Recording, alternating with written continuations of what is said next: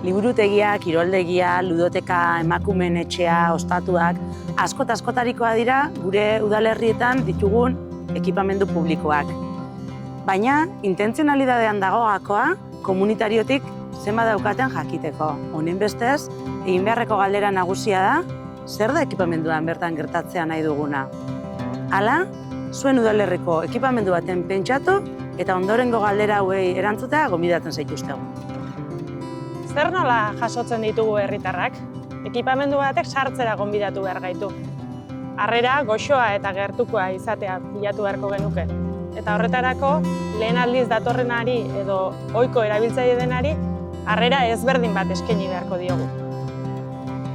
Askotan aipatzen dugu gure udalerrietako ekipamenduak edonori irekitea daudela. Baina benetan hori horrela da?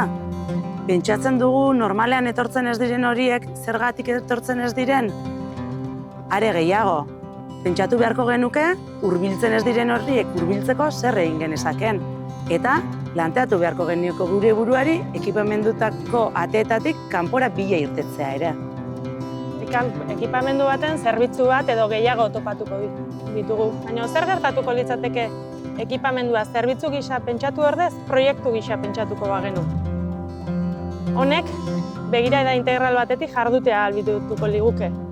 Ekintza erdigunean jarriz eta herritarrak proiektuaren partaide sentituz. Eta nolakoa da ingurunearekin elkarrekintza? Alegia, herriko edo auzoko eragile antolatu eta norbanakoekin, zer nolakoa da hartu emana? Hauek erabiltzaile hutsak dira edo sujetu aktibo dira ekipamenduko jardueran bertan?